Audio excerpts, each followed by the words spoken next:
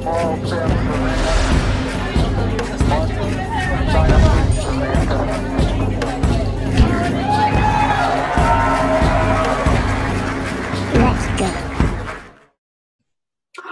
everyone. Hi. It's the UnFuckIt discussion. We're all just hanging out and shooting the shit and proving to the fact that Danny can't count. Not forwards or backwards, apparently.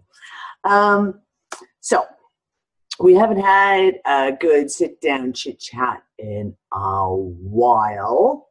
So I thought, I don't know, where do we start? Should we start with some of the latest shows and get people's input? Do you guys want to, anything you want to talk about with the latest shows? Like, so there was the Bitcoin special, there was the launch of Ann and I's new show, Quintessentially Whole, and then there was the Being Prepared, Transpicuous Views that I put out yesterday, somewhere around there. So yeah, is there anything you guys want to particularly talk about in the review section?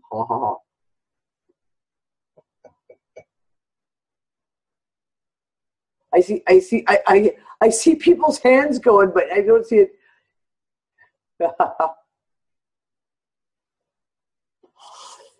So I want to say this. I'm going to say this for the record. I already said it before we got going. So I posted the Transpicuous Views, the little, just, 40-minute discussion that I did with Anne and Brianna on the Being Prepared.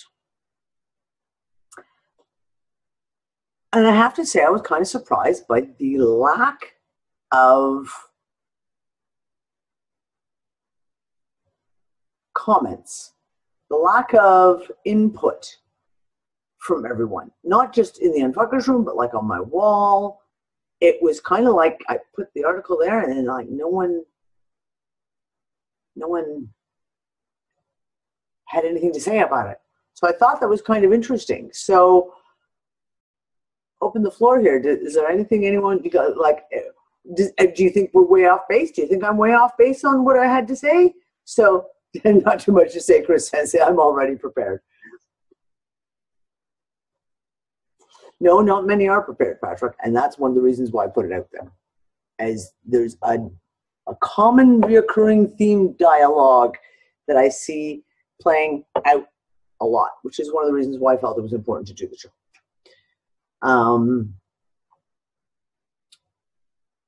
Yeah, because there's strange fucking shit that's going on. It's the elephant in the already crowded room. It is the elephant in the room. I'm sorry, but it kind of is the elephant in the room. And yet, like I said, it's like there's, okay? Am I wrong? Is it a fact that people don't want to talk about it because it's kind of like, speak not the evil you fear? Is that kind of on a subconscious level? Like people just don't want to talk about it because they don't want to think about it. They don't want to engage in it at all. Is that what it is? Yeah. We're stuck on an island, surrounded by water. Yep. I've got my running shoes on.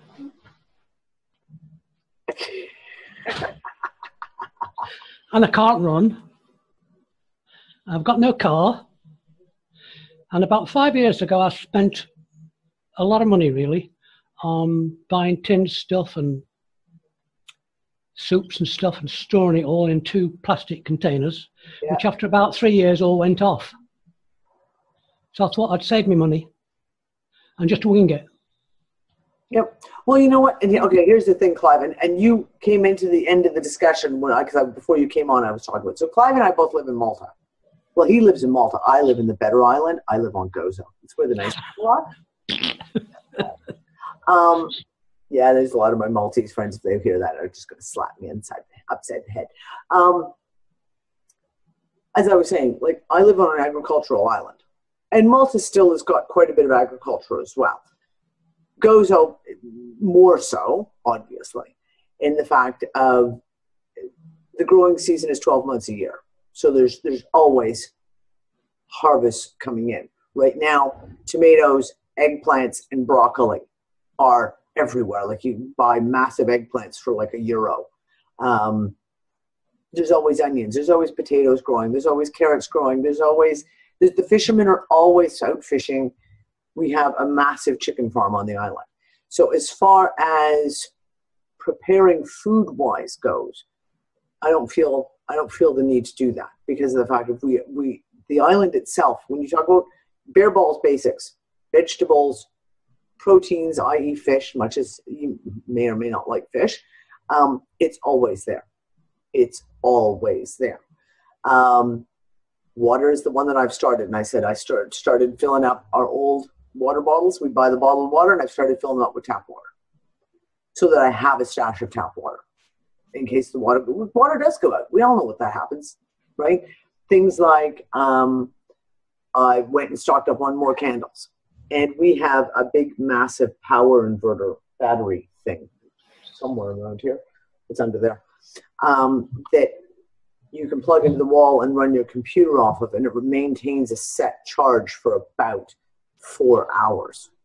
So it's one of those things where I said, yeah, I'm going to dust that off, get it plugged up into the wall so it's always on full charge. In other cases, you always have a little bit of power as well, right? So Clive, we're in a different situation, you and I, than most people, because we do live in a very small place where you're not talking about, the entire country has got a population of 400,000 people. That's the whole country. And that's less than most average small-sized cities in North America. Probably doubles in the holiday time though. Holiday time. Yeah, for sure. Absolutely, for sure. Yeah, and I think it is the elephant in the room. I think it's the elephant in the room that not a lot of people want to talk about. Not a lot of people want to talk about the fact of, the bizarre fucking shit that's going on with the weather alone. Just the weather alone. Looking at the weather anomalies, looking at the geophysical anomalies like the earthquakes and volcanoes, etc. People don't want to look at that. And I get it. But that doesn't mean it goes away. Right? Doesn't mean it goes away. So, I mean, for me, one of the things, I'm laying in some stores of things like oil. So the olive oil has just been pressed. And I just made contact with a lovely farmer who's got organic olive oil, and I'm going to go buy about 10 liters of it from him. So that I have like a stash of olive oil that will carry me through for everything that I could possibly need for a year. Little things like that. Yep, the shop online. Yeah, the Guy's Garden Shop is absolutely online. And I ordered new packaging, and the first set of packaging has arrived. So I will be putting out all my balms and salves. My healing balms and salves will be coming out very, very, very, very soon. Yes. That's actually one of the things I said to Nick. I said, I feel the push of, I need to say, fuck you to the FDA and all these guys who tell you what you can and can't say. And what you can and can't market, and be like, no, because if push comes to shove, one of the first things that does disappear on a small island is medication. So I've got a stash. I've got my essential oils, and I'm keeping massive quantities. And to the point of I'm going to get a distiller, so I can distill my own essential oil. So even if it comes down to it, I can go out and grab rosemary and thyme out in the wild. Even just between rosemary and thyme, I can cure a shitload of shit with those two major things, with colds and flu symptoms and all the rest of it. So, yeah.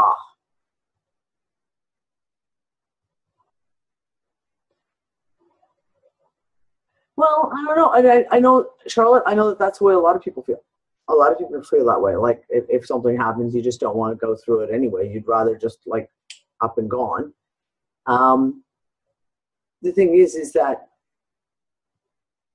the reality of it is, it may not be anything major. I'm not talking about major stuff. I'm not talking about, end of the world, cataclysmic, there's a meteor coming and all that fucking shit. Because, at that point, we're all fucking gone anyway. Right? I'm talking about things like what happened in Houston, what happened in Florida, what happened in, India and Pakistan and et cetera, et cetera. And people who are prepared are prepared. People who aren't prepared are the ones who end up getting. Yeah, Charlotte just said if that's the case, we're going to Dawn's. Everyone in North America, go to Dawn's house if there's an emergency, because she's stocked and fully prepared. But then again, you got to question the whole responsibility thing, right? Are you going to take responsibility for yourself? Just saying. Just saying. Okay, so we've beaten that dead horse. We're not going to talk about that anymore because obviously it makes people uncomfortable, which is something perhaps you guys should all look at. Just saying.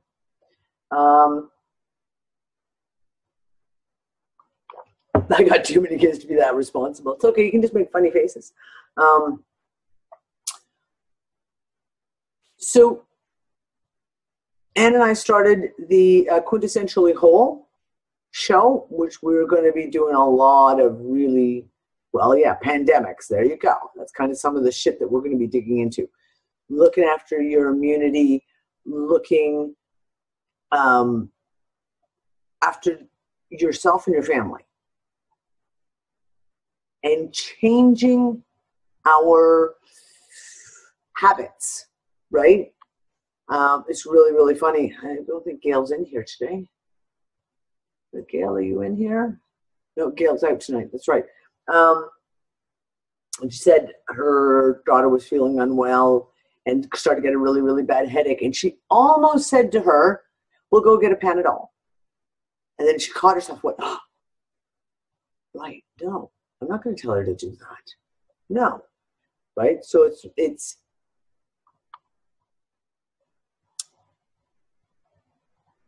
you start changing how you think. Change the words that we use, like I eat painkillers, right? And start changing what you grab for. What your initial thing is, like, I've got a sore throat, don't grab for the Halls, grab for the jar of honey, right? Or the hot water and a salt gargle, right? I've got a toothache, don't go for the Oragel to numb the pain or the painkillers. Treat the symptom. What can you do to treat the actual symptom? Again, hot water, salt, things like that. So it's a reprogramming. And even for me, I mean, my house is full of everything you can possibly imagine for healing. And yet, even still, you have that habit, and you don't realize how ingrained it is. That's one of the things I loved about it. And when we talked about it on Sundays, you don't realize how ingrained it is to reach for the ibuprofen when you have a headache without thinking. Like you don't even think about what you're doing. You don't think about the action. You just kind of go, oh, fucking headache. I'm just gonna, and you don't try anything else first, right? So yeah, it's, same with me, Clive. I haven't been to the doctor since Kale was born, and I don't even know sure that actually counts as going to the doctor. So there's so many things. So I'm really, really excited. I want to see what it's going to I want to see where we're going to go with this, because I have a feeling we have a lot of really cool rabbit holes to go down and a lot of interesting things to talk about. And one of the big things that we talked about on the show on Sunday was things like fevers. And I got such a response on that one, Anne, that so many people did not comprehend what a fever is for. And we're so programmed to go, oh, the child has a fever, got to turn off that fever, got to give them something to bring the fever down. And without comprehending that the fever actually serves a purpose. So that was, if nothing else in the whole show on Sunday, that was a major point for a lot of people. Hey, Danny, remember I told you that cancer patients don't get fevers. Their bodies cannot get a freaking fever to save their lives. And so I've been saying this for a year. Well, I read about a doctor that had a terminal patient bad off, and she agreed to it, and he gave her the flu, injected her with it somehow, She went through hell for like 3 days and then came out of it and had no more cancer. Triggered. So he basically, by pumping her full of the flu, he triggered her immune system that it had to fight. Bam. Bam. Oh, and that's really fucking interesting. Yeah, I posted something in UnFuckIt a couple of, maybe 2 weeks ago, and it was a whole list of studies on that very topic. Measles. Cancer and fevers. So the suppression of the immune response through the suppression of the childhood diseases leads to chronic disease, which leads to, in a lot of cases, cancer. And usually you'll find that somebody with a cancer diagnosis has not had a fever for about 5 years prior to the onset of cancer. And for us, it's just saying that the immune system couldn't be arsed to do, it can't actually try and address a detox. It doesn't have the energy, it doesn't know how. So we were talking on the show, Dawn, about other ways that you can induce fever. There are other, you don't have to have a flu shot to do it. You can teach your body to go into a fever mechanism. And it just takes a little bit of time and persistence. If you haven't had a fever for years, you can make this concoction. For anyone who wasn't listening, you can make a drink with hot milk and cayenne pepper and they very often put in a hot alcohol, like in Ireland it would be poitín, and for whatever is the local kind of spirit. If you don't drink alcohol, you can leave it out. Yeah, exactly. You can put garlic in it. It's a really fairly vile concoction, but you have to be sitting in bed when you drink it. Because it just straight away, it just goes, all the pepper just goes, and you start to fever. And you just, hot flashes don't count, Gloria. I've had them. They don't, no, they're different altogether, sadly. But yeah, so there are ways you can teach your body to have a fever. And once you do it, I mean, it takes a little bit of time, first of all, but then you get to a point where you can fever like a child. Now, a healthy child can go into a serious fever and come out of it in about 2 hours. Finished. Job done. So that's what we need. That's where we need to get to, where, if there's something going on, the body can drop into a fever, burn it out, and get out the other side.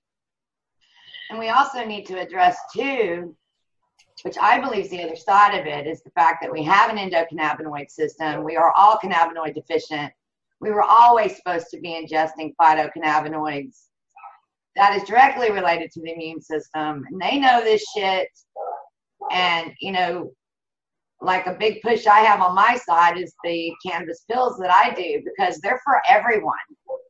It doesn't matter if you have a disease or if you just have fibromyalgia or you hurt, it doesn't matter, because you take it and it builds your body up and you feel good, and it's all connected. Yeah. We should do a show on cancer, actually, shouldn't we, Danny? We will be, and I'm going to get that one over there. We're going to do a show that's going to be talking about the endocannabinoids and talking about the high THC paste and plus the CBD oil, et cetera, et cetera. No, we're definitely going to be doing that show. Yeah, that would be really, really good. Really good. Yeah, and the bars that, they push the CBD oil, and it is good, and it does certain things. But at the end of the day, when you're dealing with disease, you have got to have low-dose THC in there for those receptors to open the doors to get the meds in. And that is something that the public does not understand. No. Yep. No, that's what I'm saying. There's, on the topic of medicinal marijuana alone, there's so much misconception, so much misinformation. People get little tidbits of information from here and here and here, and it's really misunderstood. It's very, very much misunderstood. So yeah, we are definitely going to be doing. That's going to be one of the shows that we will absolutely be doing, because that one is one that I think is really important, and it serves so many uses. This is the thing. No, I joke and I say like the fact when I was joking and saying, you know, like between the rosemary and the thyme here on the island, I can cure almost anything. But the thing is that there's so many plants out there that are completely misunderstood and not used, that when you start playing with certain plants, playing with certain, even essential oils to a certain extent, you all of a sudden discover, like, you open up a whole avenue and you realize, okay, if you're talking about something that can, is antibacterial and antifungal, just to use that as an example, which this thyme oil that we have here, the thyme that grows here on this island, is got massive studies also dealing with cancer, of course. But if you're talking antifungal and antibacterial, well, you're actually talking about something that covers a massive broad spectrum of everything. It doesn't matter if you're talking about a skin infection, a chest infection, a sinus infection, any of these things, and you actually start opening up and looking at different ways of curing it. Ann and I had a conversation with a friend of ours, and I brought up black seed oil. And because she's pregnant, I actually went and did a little bit of extra research, because, I mean, I've done shitloads of research on black seed oil, but not on the that aspect of being used during pregnancy. And there are multiple studies now saying how safe it is. But each time I go to research for something specific, it blows my mind of how much stuff comes back to black seed oil, which is why, Don, you and I are going to do some little cross work together with black seed oil with cannabis, right? There are these amazing plants, seeds, barks, roots, leaves, etc. out there. Cure everything. And it's not a matter of even like, I mean, I don't know if you guys remember the movie, Sean Connery was in it, and he's the scientist or the doctor down in the Amazon, and they're trying to cure cancer, and there's this, oh, they got to save this one plant, and it's so rare. Medicine Man, that was it. It's so rare, and it cures cancer. The fact is, it isn't just one plant that's so rare that cures cancer. There's so many fucking things now that we know that can cure a shitload of stuff. Broad spectrum, across the board. It's a matter of getting back to using them. And we've got to be our own scientists in a lot of ways. We've got to be our own scientists and start using them with and testing them out ourselves and trying them with different things and how it works with this or with that, etc. And the blending of it. I know I'm on a major, so like I said, I'll be bringing out my balms and my salves for Gaia's Garden very, very soon. And I'm looking at some of the, if you will, mainstream indoctrination, for lack of a better word, on essential oils. And there's certain things they talk about, well, it should only be this percentage. It should only be this percentage should be in this mix for this, this, and this. And yet I'm going and reading the studies, and instead of like a 1% dilution, these studies that are being done where they're doing things like using this thyme plant that grows here, and it's a specific species of thyme that grows on gozo for curing cancer, and they're doing major studies on it, but they're using 15, 20, 30, 40% dilutions. Well, then you sit there and you go, oh, okay, now I know this from other industries where they put limits on things, and it's for insurance policies, right? It's for insurance. If you only tell anyone, oh, you should only ever use 1% dilution, then the insurance, you're never going to have to worry about someone suing the company because you use too much, et cetera, et cetera. Now, obviously, doesn't mean everything. It doesn't mean, like as we said before we got started, you don't want to use too much peppermint oil or eucalyptus oil because it fucking burns like hell, right? But you start to realize that there's these limitations have been put in place, but they're not put in place for our benefit. They're put in place to protect the industry, to protect the manufacturers from insurance claims. So this is a time where we have to start, I'm sorry, but we have to start being our own scientists, and we have to be our own doctors, and we have to start going and really doing our own health and really looking at what works, right?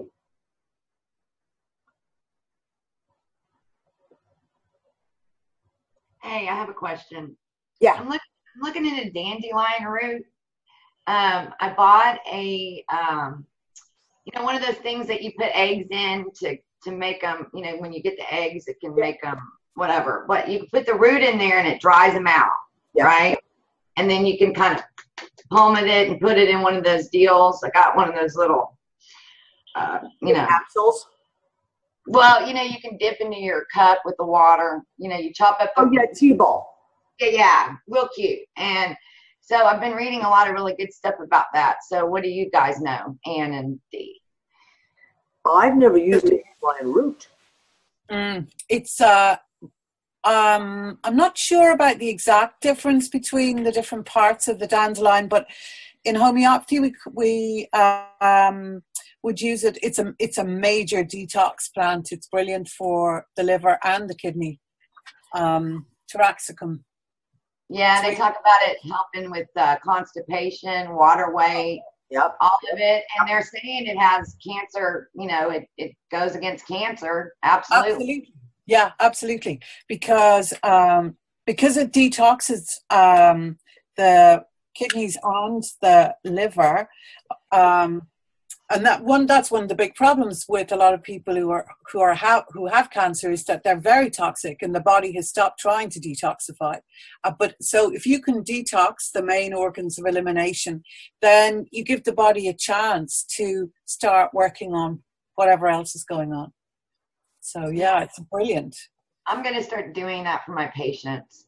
I'm like, I do all these care packages, like whatever, each one is different, and I'm trying to get them to do different things. And, sometimes it's like pulling teeth, but, I think it's worth it. Oh, yeah, absolutely. And they're so freely available. I mean, there's dandelions everywhere. Oh, I know. I'm going to go pick wild ones, out by where my friend lives, because I know that, they're just out there. I told her I need her to go with me picking them in the field. Yeah, digging out the roots is another thing, though, Dawn. I know. I'm going to be bringing them one of them little digger nails. There's ones that you can get. They're a little spade, and they've got a real narrow blade, like that narrow. And so it's got the real curve to it like this, but it's only about that wide and it's about that long. And they're for digging dandelion roots. And if you go to any gardening place, you can get one of those. Yeah. Man, I wish we all lived close to each other. We'd have a kick-ass place. Man, all three of us, we would rock and roll. Yeah, who cares if the dogs piss on them? So you just wash them. Dogs, cats, animals piss on everything. So, I mean, you put manure in your garden to make it grow better. Not a big deal. Earl, you got your hand up. Did you want to add something? Yeah.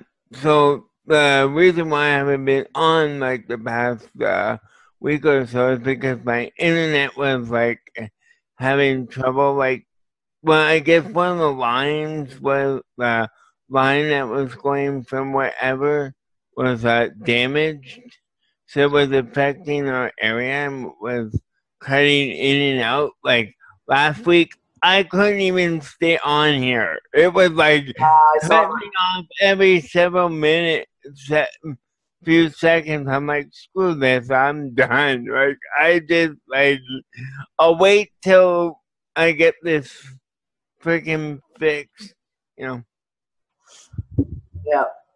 But yeah, I mean, I personally am going to change this. Like, I think we're in another shift. Last night, I was looking at some historical stuff I was watching the video of World War One, and so I'm watching it. The U.S. enters World War One almost near the end of it. I'm like, no, the U.S. never entered World War One. In my reality, they never were in. They might have helped here and there, but they weren't actually in the fight. Well, I know they were prepared for it, that's for sure. Well, they were prepared, but they did not go in.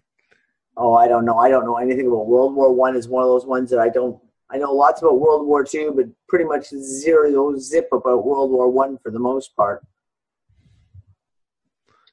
Yeah. Yeah, no, Chris, I ain't doing the urine therapy. No. No, I would never do that therapy myself. You're missing something, Earl. Yeah, no. No, I'm not missing anything. No. Well, I've got my apricot seeds, and I've got my magnesium oil.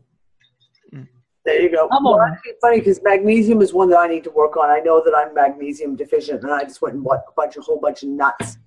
Make my own. Some of the best sources of magnesium, Brazil nuts, and the round ones. Hazelnuts. That's it. Hazelnuts. Yeah. That's the word I was looking for. Pig nuts. What was that? Pig nuts. Pig nuts. No, pig nuts. No.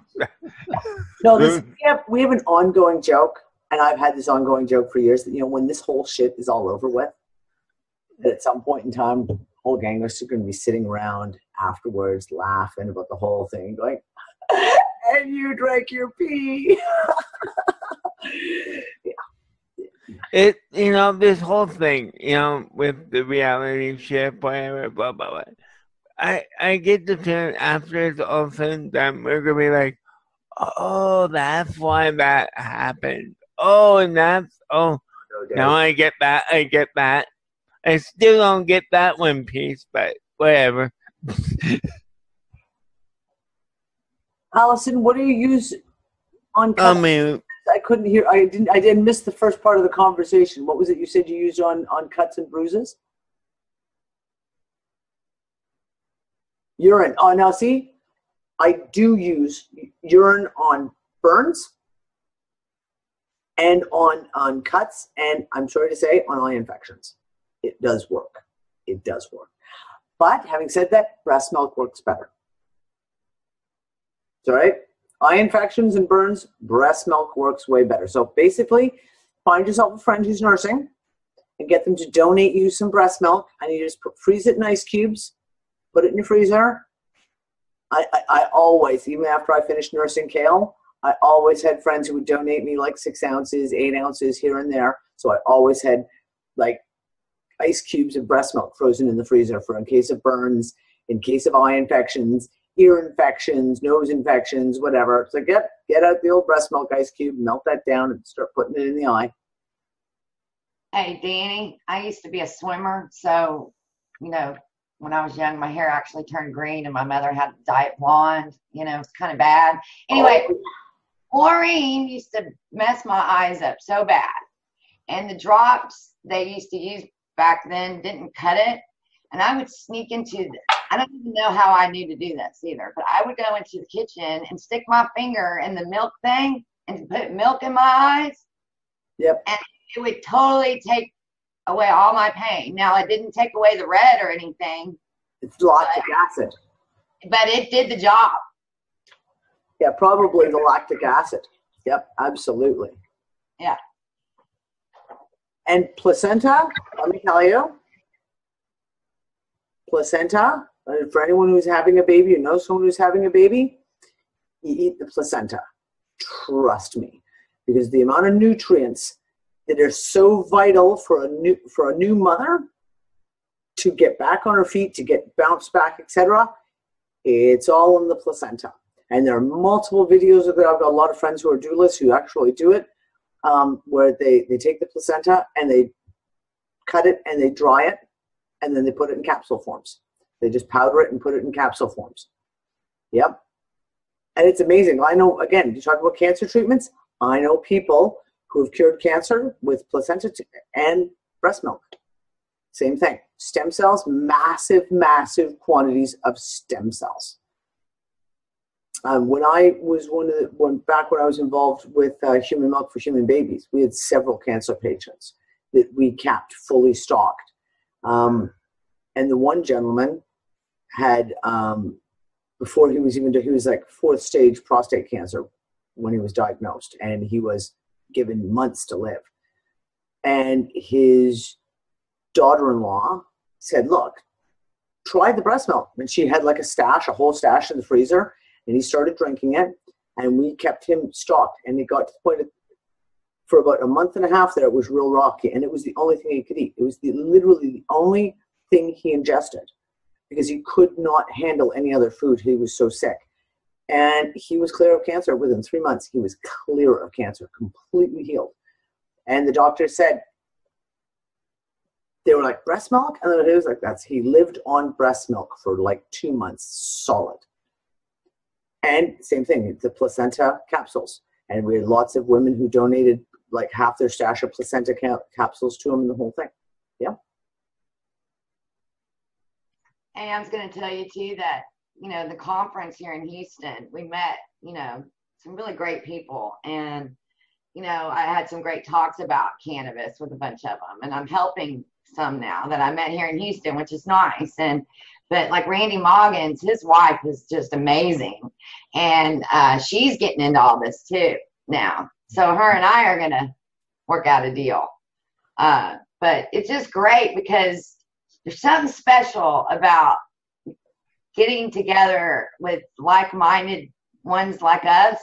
Mm-hmm. You get to make that step so much easier than versus someone that doesn't have that, And I'm just so grateful for that. I was really happy to hear that it still went on, because I was afraid the whole thing would end up getting canceled because of the whole Hurricane Harvey and all that fucking shit. So I was really, really pleased to hear that conference went on. And I'm jealous. I would have loved to have been there. I would really have loved to have been there. Thomas Sheridan. Holy shitballs. Does everybody know who that is? Thomas Sheridan? I encourage everyone to look him up. That man, he's from Ireland, and he's got great energy when he speaks, and he's just comes out of him, and he knows everything about Irish history, and he travels around, and he takes pictures. I mean, so yeah, some people know who he is, but I'm going to tell you, what an amazing guy. And William Henry, if people have ever seen William Henry live, he's with his artwork and how he explains. Now, I think some things, I won't go there. But anyway, the beauty of the artwork is amazing. I was very, nobody ever comes to Houston. We don't get shit here. Okay? So it was a lovely treat then to have everyone come to you for a change. Oh, it was awesome. Of course, Randy's not flying next year. He's doing the freaking Winnebago thing. He's like, I'm not doing this again. Poor baby. I dropped him off at one airport, and he realized he wasn't going out of that airport. And so they should have just called me. I would have come back. But they jumped in a taxi and I'd go all the way there to the airport. And then they flagged him as a weirdo because, and next thing you know, they're tagging him down. And yeah. Oh, listen, I don't know. I haven't been down to the States since 2012. August 2012, I was down in Florida. And the whole TSA thing was just, and even it was very light. Like I just kept joking. I just kept cracking jokes the whole frickin' time I was there.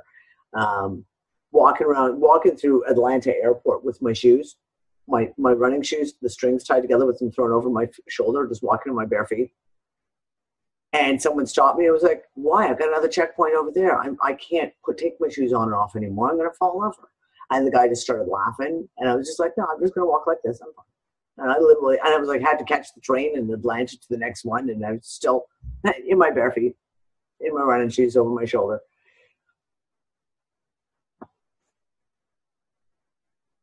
There are studies on cancer rates that have to do with babies on breast milk. Hardcore studies prove if you nurse your daughter, not only will the mother have a far less chance of ever getting breast cancer. I mean, it's a massively reduced chance. And every child you nurse drops your chances of breast cancer massively. But that daughter that you nursed is also got a huge protection from breast cancer when she grows up. And this is one of the mainstream studies. That came out 2010 was when that study came out. And there was a whole lot of shit done in the media to try and cover it up. And then, of course, they started the whole thing. Oh, but now you're trying to make formula feeding moms feel guilty. It's not nice to make formula feeding moms feel guilty. And I was like, whoa, wait.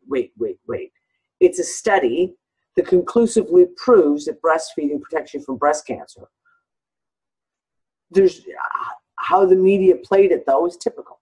And every time there is, when the study came out in 2013, conclusively proving that children who are breastfed have a higher IQ. The same thing. They then, oh, well, you know, just they tried to twist it like, well, mothers who choose to breastfeed are just have a higher level of education. Therefore, the mothers are smarter. Therefore, their children are smarter. And that's how they tried to play it. And then we twisted that around and was like, okay, right. So what does that tell you about how smarter women are doing research and choosing to breastfeed? Let's go right back to what you're trying to say here.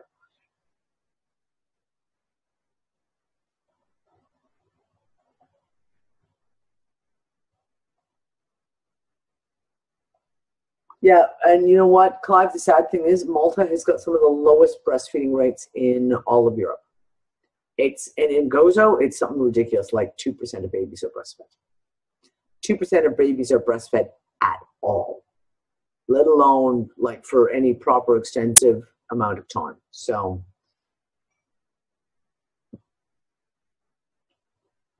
yeah, and Don, that's typical. Trust me. Yeah, I was going to say real quick, Kim mentioned, John you mentioned earlier about, I guess, William Henry, that investigative methodologist. Yeah.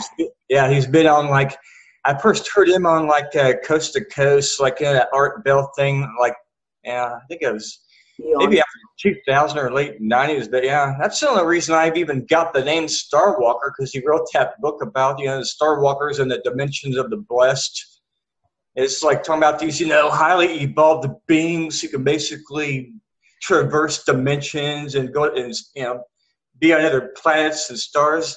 But yeah, it like triggered me. I haven't really followed Williams' like work in years. I got away from it, but it basically stayed in my memory. Yep. So, there's something to all this, obviously.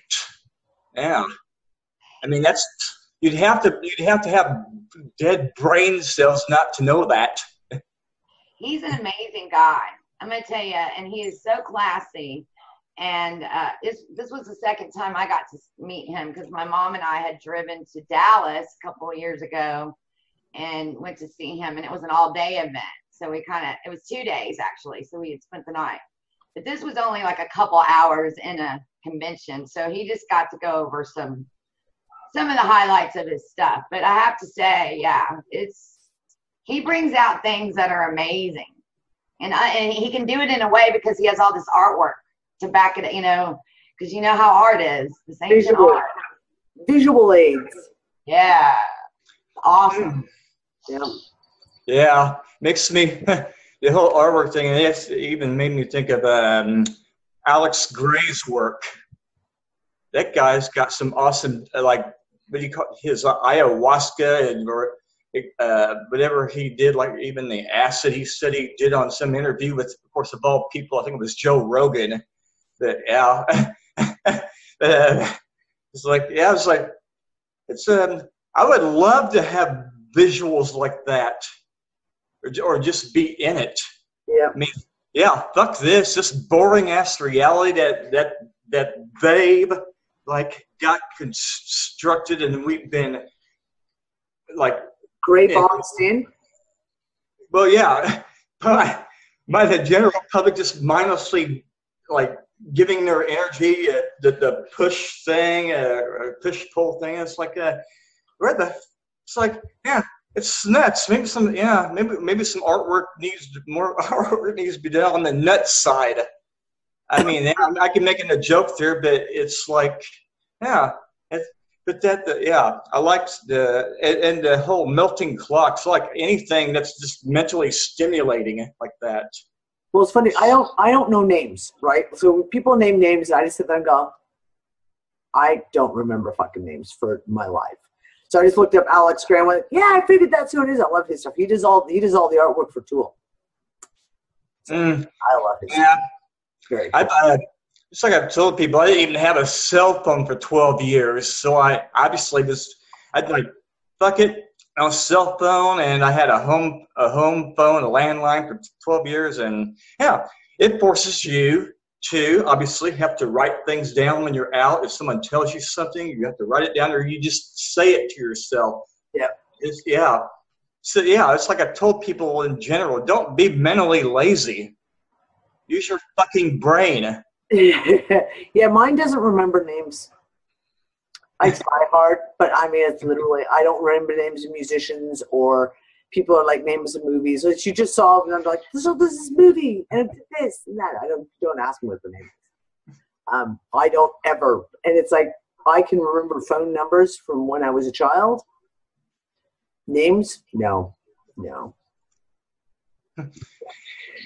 I remember too much shit that's not even important anyways. I mean, I'm just always been naturally curious. So yeah, I'm going to look up stuff even on the net that doesn't even amount to a pile of rice.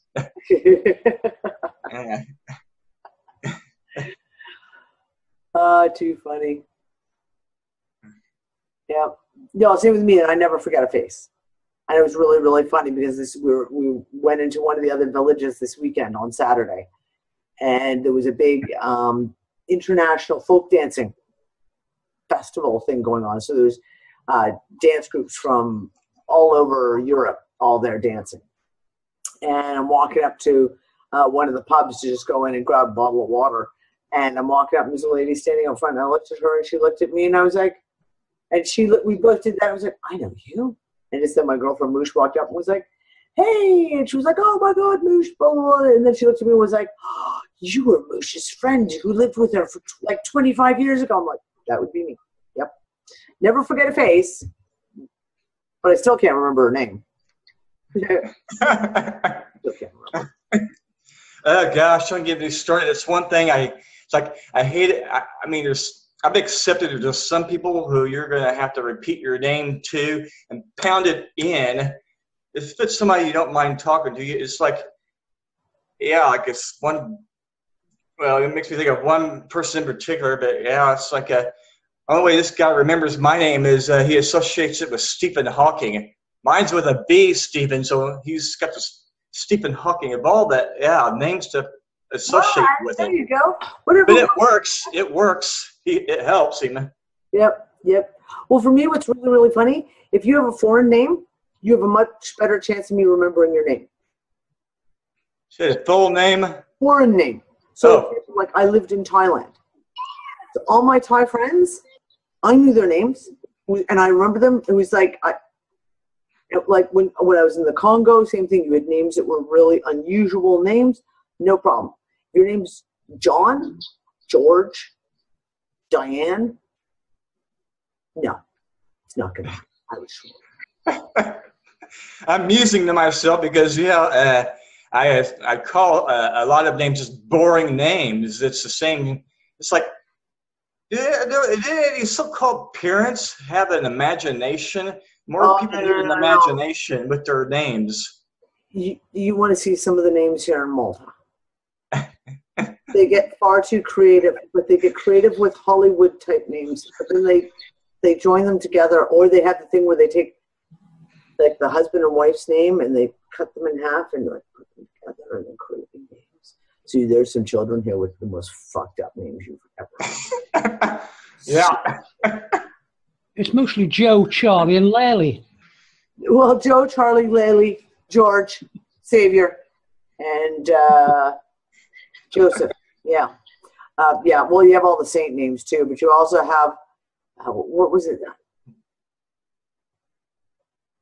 Shantonia. That was one of the latest names I heard. Salvatore. This is my daughter, Shantonia. Shantonia? It was like because the husband's name was Sean and the wife's name was Antonia, so they took the two and cut it together, and that was the poor child got labeled with Shantonia. That's a little screwy. Yeah. Yeah, it is what it is. Whatever. Sorry. I didn't mean to interrupt. I'm sorry, Danny. Okay, Can you hear me okay? Yeah. Oh, yeah, Okay. we can hear you. Yeah. Well, I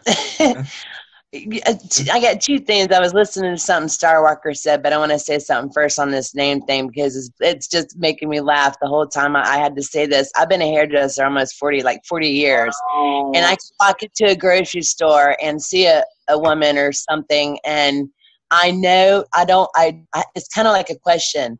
I can tell you all her life story before I could tell you her name. Now, what is that? And I was just saying that the other day to somebody. I don't know if it's got where does that come from? How can you remember where they came from, how many kids they have, what town they live in, all What these their other hair color things. is. Oh, you're But 48. Yeah. You know, exactly. But her name, I mean, what is that? I was always like thinking to myself, a 3-letter name or something, but that's got to be, there's something to that. But anyway, it just used to make me laugh. And I just wanted to mention, I got in a little late and I'm sorry, but I was really watching Star Walker's animation when he was talking about the push-pull thing, and why can't we, go into this place of, what we all dream of, Avatar world, whatever, and I think that's, for me, when I was listening to him, I think that's the challenge. It's the polarization, the push-pull, like everything that we've been trying to talk about for the last few months about the divide, it's still happening so badly. And I just wanted to mention it because what the fuck is the key here? Why can't this end? Well, I mean, what's going on? I mean, why the push-pull, the duality, whatever you want to call it. But it's just what's happening that we can't. For me, I always kept feeling in the deepest part of myself that there's a key in there to the explosion of the new, that we've never seen before. But that's got something to do with it. The division thing, I mean, anyway, any thoughts? I just wanted to bring that up. Okay, so we're going to go there then. I wasn't necessarily going to go there tonight, but fuck it, we'll go there anyway. And I had a conversation earlier today. And I'll give my own personal experience of this week, because my experience this week, I had the most fucked up week, even way out there. And I put a little post in the Unfuckers groups on Monday saying, like, holy shit. We all have those moments occasionally when the world kind of goes sideways and you have those kind of like, oh, what's going on? So on Monday, I got up, normal as usual, got up, got out of bed, went and got a coffee, sat down at my desk. Had a coffee, was waiting for something to happen. I can't remember if I was waiting for the kettle to go off, something. Got up to stand up to go get something, and literally everything did that sideways thing. And you go, oh. It was a big, long one. You're like, oh, okay, maybe I need more coffee, because, wow. And I walked up the hallway, and I was literally doing this up the hallway, like just completely up. And we've had these before. We've talked about this for like a couple of years now, but especially, right? It didn't stop. It continued all day long. I couldn't walk straight. I walked into walls. Every time I even turned my head, I'd go to, oh, God forbid, I had to bend down to pick up something off the floor. I would literally, twice I landed on my knees, just trying to bend. Things like this where you go, say, just go to grab my drink, go to grab my mouse, and just the turning motion, and I almost fell out of my chair several times. It was intense. And it was, everything felt like, very almost surreal. And I had to go to the beach because it was Quinlan's birthday. And we promised we were going to the big beach, not our little beach here, but we went to the big beach. And we had all our friends. And it was a very rough day in the water. And unfortunately, Rumla Beach has really, really bad riptides and really bad undercurrents when it's rough. So if the kids were in the water, I had to stand like on the water's edge the whole time, eyes on them, just watching. Because it was like 15 kids in the water. And I, through literally self-will, you bring yourself back in and be like, I have to be here. I have to be stable. I have to stand here and watch and be really with it. And so while I was there, it wasn't as bad. I was able to kind of pull myself in. And as soon as everything kind of relaxed, like, again, like you can relax my own hold, it was just insane. And it went on all day into the night. It was 15 hours, but I'd been up for 15 hours when I went to bed. Still just as bad. Got up Tuesday morning, and it was the same, not to that degree. It had like ramped down quite a bit, but it was the same where I was just continuously dizzy. Like, wow. And I did all my usual tricks. You make sure you're hydrated. Did like a check. It wasn't my ears. My ears were absolutely fine. I had no congestion that was causing block eustachians. It could have been causing a vertigo. You check your blood sugar. I was like, that's all fine. I was eating regularly to try and keep myself grounded. Didn't fucking help. Nothing touched it. So that was all day yesterday. And it wasn't, like I said, it wasn't as extreme as Monday. Even today, even now, even right now in this minute, it's still there. I'm still got this. And I said, Dan, I went out walking. I had to go to the veggie market. And just the act of walking, if I looked at the ground where I was walking, I was okay. But the moment I looked up and you were looking long distance, like up the road, everything just started. And it was all out of perspective. Like I felt like I was 6 inches shorter, and it didn't look right looking out over the water when I'm walking back towards the house. So I'm looking over the ocean. And that was just a complete mind fuck. Like it was like everything was completely pixelated, and it was like, what the actual fuck was going on? And there was a lot of people. There was a lot of people who in the last week have been going through experiences like this. Maybe not to the extent like for hours and hours and hours and days like I've been, but there was a lot of people who went through really bizarre feelings and dizziness and stuff like that. So physical symptoms. And for me, because of being a medic, my first thing is my go-to is you go through the logic thing. You did cross off, the ears are fine. The sinuses are fine. It's not blood sugar. It's not blood pressure. I even to the point of I was actually watching my blood pressure as well. And there's nothing physical there to cause this. And we looked at things, for example, no one else in the family was affected. Until Monday night. Monday night, everyone had a little bit of a moment late Monday night, and they were all like, wow, I'm feeling really, like I need to go to bed. So it's not like it's an energy weapon, or it's a frequency, or it's a HARP, or it's an EMF, or it's a 5G, or it's anything else, because otherwise everyone within that locality would be feeling something, or at least it would be a certain percentage of people who might be sensitive enough to feel it. Yeah, lethargic, yeah, that was another one. So we were looking at all of these symptoms. And we were looking at, okay, what the fuck is going on? And Ann and I were talking about narratives. It's really, really interesting. Because right now, in the Unfuckers group, links get posted. You have things like Yellow Rose from Texas and that narrative. We have like the Lilu stuff and that narrative.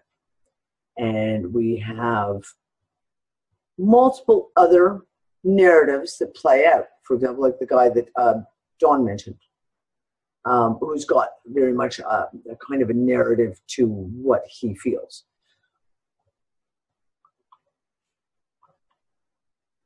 Each theory, story, whatever, has its own twist, its own narrative, its own storyline, if you will. But there are certain things that come together. There's certain pieces that they all contain.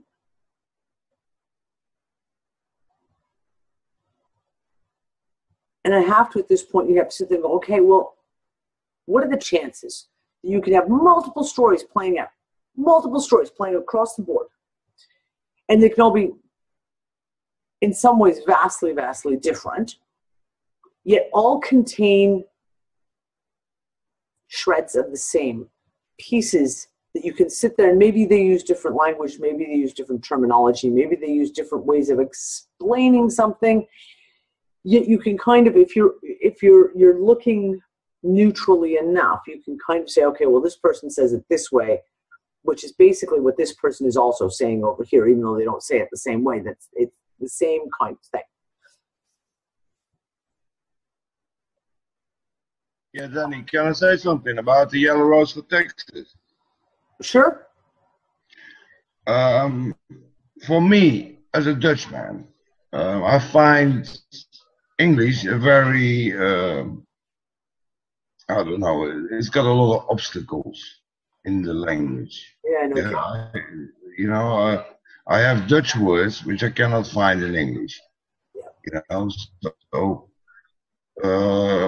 in that way, the Yellow Rose for Texas helped me to put English words to, well, it kind of resonates with me, you know.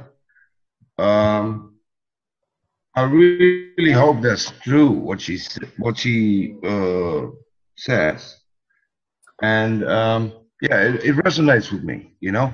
And there's a lot of storylines and narratives you get thrown at you by all kind of mediums on the internet, and it's very confusing sometimes. But that's the point, right? Like the point is, what I'm saying is that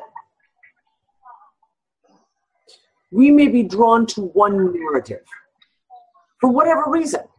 Just doesn't, regardless of what the reason is, people will be drawn to one narrative because it resonates with them, whether it's the language, how it makes sense for yourself, how someone explains things.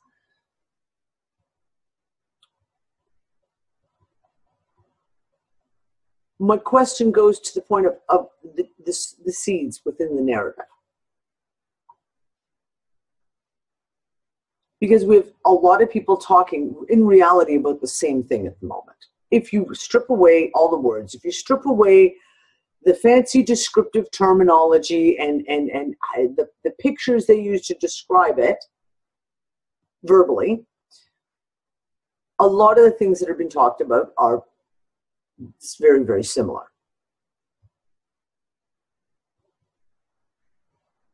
So on the one hand, you can say, well, there could all be planted narratives just to keep people off balance and just to keep people false hope and just to distract people, et cetera, et cetera, et cetera.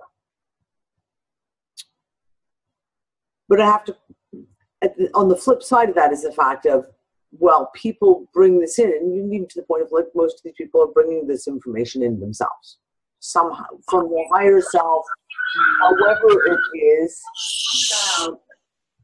Do you know? Quiet, guys. She's like, crap, mute. However it comes, wherever it's coming from. whether you want to talk about your higher consciousness or whatever you want to fucking call it. The piece. Yeah, but can I ask you a question? Yeah. I've been following Lisa and you for a while, and I get confused. Is this? Are you thinking that we are going to find some salvation in a other digital reality? Because I don't think it's digital. I think digital is just a small little fractal of us. I think digital means control. Yeah, no, I don't think so. That doesn't. So I don't want to go into a digital Rubik's Cube with endless possibilities, because I know it will be a trap. I know aspects of myself are more than just digital. Danny, this is Gina. Can I interject here for just a second? I know I haven't been on in many of these shows and all that, but just from what you just said, something that I've been thinking quite a bit about lately is the fact that, and I asked some questions on a journey where I wanted to know specifically why there are so many different narratives and different ways of looking at all this. And what I got from that was that depending upon what people need to see to move them forward, that's what they're seeing. That's what they're getting. Yep. It's not right or wrong. It's what they need. It doesn't mean you have to buy into it. It doesn't mean you're being asked to buy into it. It just means we all find our answers in different ways. And based upon what our histories are, what resonates with us, we're being shown the things that we need to personally learn. It's been said, it's a personal job for everybody, and I do sincerely believe that. It's all within. Everything is within. So what we're learning and what we're seeing other people resonate towards doesn't mean that that is right or wrong. It just means that's what they need. It doesn't mean any of us have to buy into it or agree with it. It just means we're all getting those promptings from different ways. That's my take anyway. No, and that's kind of what I meant when I was saying about the fact of people will resonate with different narratives. And for what reason? Maybe it's because that's just, there's a piece there that sings to you. Do you know what I'm saying? We've all done that when you hear something. I mean, there's stuff that Stella Rose from Texas has talked about that has really, really gone ping for me. And I'm like, oh, fuck. I get this piece. There's a piece here that really makes a lot of sense. And and maybe that's the reason why there's multiple narratives, because people have different perceptions. And even storytellers, if you have two people and you give them a written 3-sentence storyline and say, okay, now tell a story about this, 5 different people are going to tell 5 different stories given the same 3 sentences. Because they each have their own perspective. They have their own way of explaining things. They have their own insights that they're going to bring to the table. Their own experiences, exactly. What they've been through, what's been pointed out to them as they've grown, as they've woken, those things that register with them. It's going to be different from everybody. That doesn't negate or make any one narrative any less than another. You have to take from it what resonates with you. And at the same time, it doesn't necessarily mean that you're going to only follow one narrative. Exactly. It's like I said, like I've taken pieces from multiple, even Lily Earth, there's shit that we talked about back in 2014 that she had a couple of things that she said the very first time we interviewed her that I was like, oh, right. There's a piece there that I can, and it just falls into place. It's like, like the tumbler just goes click and you go, really, really interesting. Same thing with Yellow Rose from Texas. Danny, I can't help it. I'm busting at the seams to say this. A lot of you guys have probably heard of the book called The Languages of Love. To me, I look at it like this. Just think about how simply that statement alone is. Everyone has their language of love. Danny might cook. Her husband might mow the grass. It's still, guess what? Love. Enough said. Yeah, but I'd like to say my point about digital. Lisa is all about digital. Lilu is digital. UnFuckers say we live in a digital reality. Yeah? No. Okay. No But one. then again, You're reading from that. You're reading from that. No one has made the statement that Lilu. No, I'm not reading from that. Well, why are you making I'm not reading, she's digital? because I don't think that's the way forward to go digital in any way, shape, or form. Why do you think she's digital? If you have a artificial intelligence, put in something while you throw it around on a meeting, and I think, what the fuck planet are you living on? Over each other. You guys have got to. Doppy, you finish, and then Gina, you can talk because you're talking over each other, and then you're both cut out. Okay. If you are in a meeting, energetic meeting, okay? You meet Heather, I don't know her, and Lilu is coming to you and put something in your bag. Lilu is conceived as a digital being. I don't agree with that. I don't get it. I don't get it. It's a aspect of us. It's not us. We are more than digital. That's all I'm trying to say. I see where you're. I see where you're. Everybody walks in. I see where you are making that leap that she's digital, but I don't think anybody has ever implied that or felt that. I just happen to feel that we're all getting prompts in ways that we can understand them, and go with what resonates with you. Ignore the rest. It doesn't mean it has to be a boogeyman. It doesn't mean it has to be a bad, horrible thing. It's what's working for those people. I think that the whole point to all this is that we allow each other to find our clues where we find them, and not be negative about other people's road, because that's their road, not ours.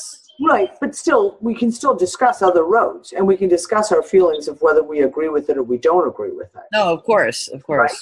So, I mean, I will say the one thing about Lilu, I'm sorry, I was at the very beginning with Lilu, and Lilu was... I think digital is a control system.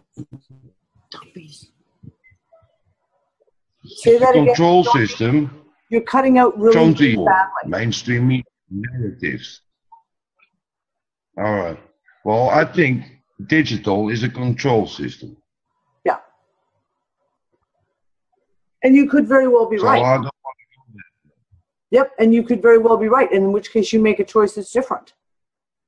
Right? I mean, that's what it comes down to. If for me, I certainly have no interest in going into another construct. If that's what this is, and if that's what we're doing, doesn't interest me in the least. I'm done with this shit. Like, so fucking done with this shit.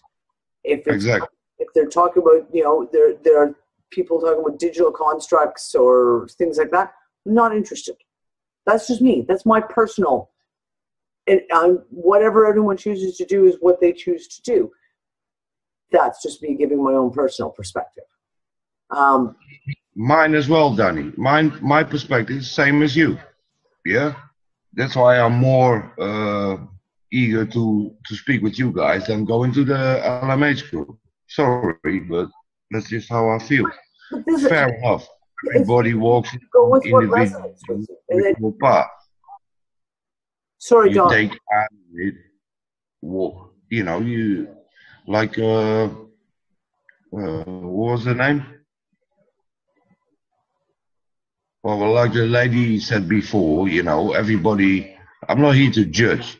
You know, you take out of it what you want, yeah, and you walk your own individual spiritual path. I agree with that, but I don't think I just think digital is a trap. It's a control system. I'm not going there. Sorry. Yeah. I have to back you too, Danny, on what you said completely. Can I mention something? I'm hearing. Oh gosh, is it Dobie talking? Yeah. And I said something in the chat that, and I know I'm not normally very vocal, but this is so important to me right now because we're trying to do this thing here, and you know, I always used to say to my children, and it's kind of common sense, how can you observe or judge, or even, I mean, there's such a difference between judging and condemnation. Condemnation means you're looking down your nose at something, and how can any of us with any logic, intuition, or anything else even be here without understanding that if I don't read the whole book, how the hell am I going to even observe the story? Because, and that's so hard for any of us to have the entire time to do it. I just got some information 3 weeks ago that blew my mind, Danny, about you and Lisa and all you folks that I didn't know that was going on in 2007 and so, or before or since.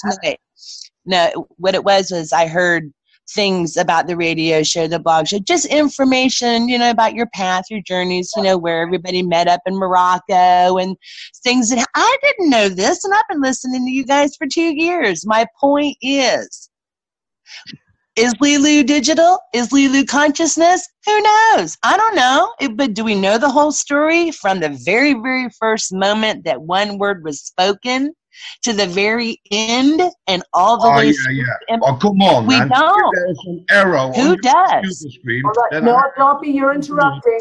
Doppy, you're interrupting. And please, I don't mean to be disrespectful whatsoever. This is coming from the bottom of my heart of love and trying to express that importance of. That is why I guess I choose to not condemn almost anything, because I don't know the whole story. I've never read the whole, what's it called, Bhagavad Gita or whatever, and you hear little tidbits over here and tidbits over there. I've been called New Agey before. It kind of makes me laugh just because I love and light and I don't know. And when you think about the word New Agey itself, most of the time I hear most of the crap is coming from ancient shit. So what is that? You know, I mean, I don't know.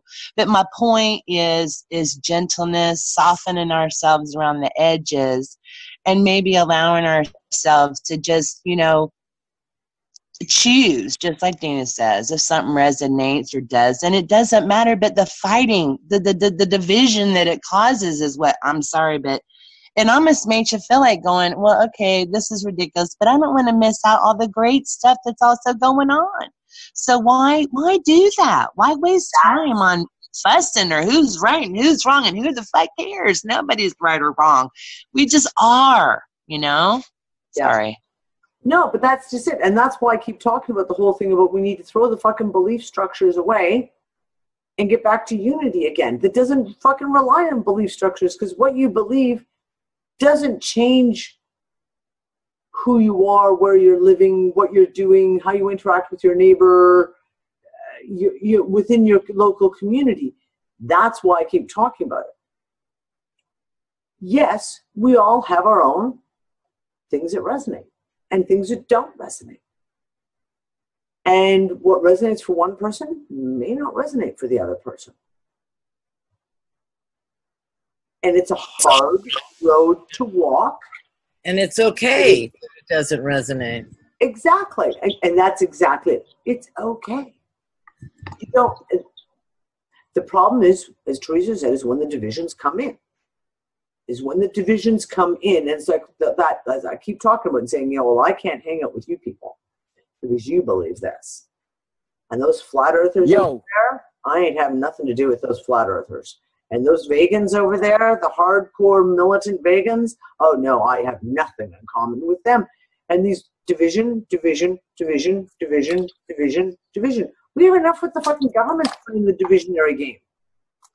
And fucking religions and all the rest of it. Seriously, like fucking throw it the fuck away. Does it matter that you all believe the same thing?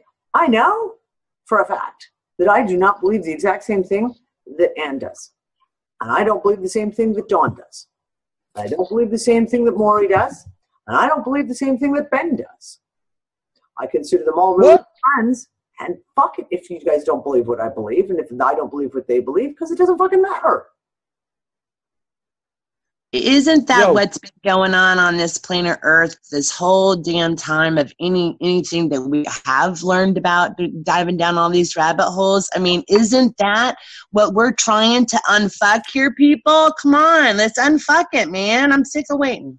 Yeah. Right, okay, but Dawn, here's the thing. So Dawn just said, the problem is there are narratives out there that when others speak their piece, they get thrown out. Absolutely. And listen, I'm just as guilty of it. Hello. Starts quoting Bible shit, you know I'm watching. Bum. Done, not listening. That's it. La la la la la la la la la la la la la. That's my own. In the beginning, there was the Word. And the Word was God, and the Word was with God. Yes. John 1 verse 1. This game I can't. Hey, 2 weeks ago, I'm pretty sure we had a show that we were talking about biases.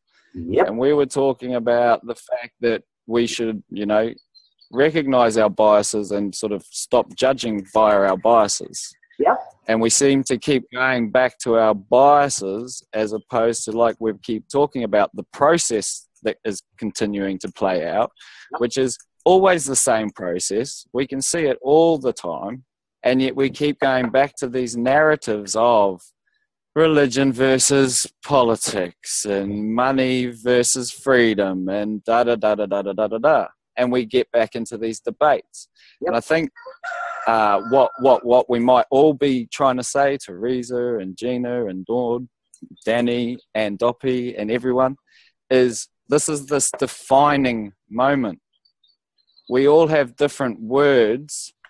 We all have different expressions and definitions for things.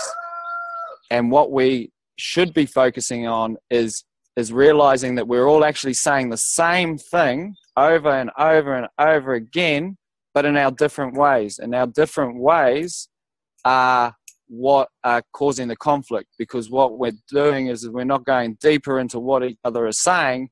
We are judging or presuming based on a subjective point of view as opposed to an objective point of view. And I've just been having a lovely conversation with one of my very dear friends on this exact topic, and it's been quite hilarious listening to this, because I tuned into the Zoom room intending to start at 7, and then we were having our lovely discussion, and then I tuned in and I'm like, holy shit, you guys were all on mute and yet we're all talking about exactly the same thing. And we've been saying it for a while. I think it's about, like, we have words create disharmony because there is a billion definitions for a billion different words. So like you said, it's like we might have reactions to the Bible, but at the same time, I'm doing work with one person who out of the Bible is building devices that are literally world changing. I have trained with other people who have stated that the entire law system is based off of that Bible. There are other people that have pulled codes out of it that they say show the universe's bloody coding and how it all happened. So the tools are there. It's how you interpret them, but it's looking at the things presented objectively before you look at them subjectively. Integrate them and make them subject and a tool in you. And then when we have these discussions, let's without, I guess, being anal retentive, let's really define what we're trying to say. Yep. Because I guess what Doppy's saying is things that are digital have the potential to be, and generally, or like what Jeff said, is like the NSA are in every fucking thing, right? In that form of digital. Whereas if you're talking about like digital as in coding, it's kind of like it's starting to sort of show that the universe is this amazing harmonic, not necessarily of numbers, but we use the numbers or the digits to represent something that is kind of unexplainable. You know, so it's all, every single one of these things, Yellow Rose for Texas, Lisa, Danny, Cliff Hyde, they all have pieces. And if you actually look, we're all saying the same fucking thing, just with different words. Yep.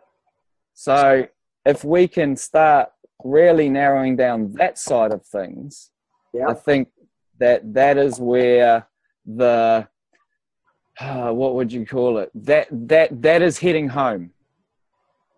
All right, Ben. So then I say to you, why keep arguing about bullshit while we could actually do some shit? So why don't we do shit? Get away from your laptop and start doing some shit. Oh, bro. Very soon you'll be seeing what I've been up to. But yes, you're right. But then, like, don't negate that the fact that these meetings are defining moments. So we come here and we share, and we're from all over this planet, and we're bringing in our own little interpretations of all these other different worlds. And we're doing what each one of those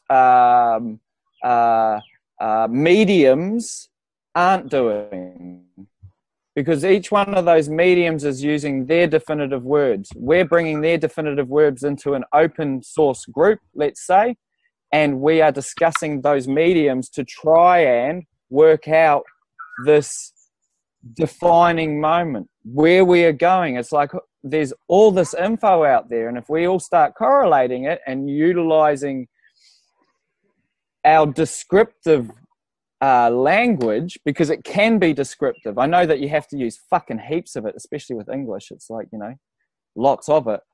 But it's us whittling it out to talk about, you know, where we are at. You know, and I'll just use an example. I've just been watching Nassim Harriman and his new theory on the expanding Earth and fucking everything as a black hole. Actually kind of explains the almost flat Earth and the round Earth and the Nibiru stuff and the things that we're all feeling and the weather patterning and all these other bits and pieces quite succinctly and beautifully and understandably. And I've just gone, holy shit, this is amazing. And I think it's very, very much worth watching. I think I tried to post it on the UnFuckers web, but having that as a new sort of starting place, like one of the questions in Nassim's talk, the guy said, so where's the starting place? And the one thing that Nassim says, he goes, right, there is a field. There is a field that exists, and it is basically perfect. And that's basically the starting point. But then he goes and explains it with the physics that we have, but of course his take on it, which is actually taking it from the side of the anti, the part that they've been ignoring. Because every time he writes his new theories, he goes, hey, how come you guys didn't put this into the equation? And everyone's just like, oh shit, fuck, shit, Nassim's back. Exactly. And essentially, like one of the biggest things he said, he goes, guess what? Nothing ever is still. And yet movement is not necessarily put into these massive quantum equations. They negate movement full stop. Vocabulary, and yet you know? everything is moving. Yeah. Time, oh, bro. And that's every time you find an Go on, answer Doppy. scientifically, you raise thousands questions. You know, like, oh yeah, we found out there is black matter, but Yeah, okay, there's 1,000 questions on that.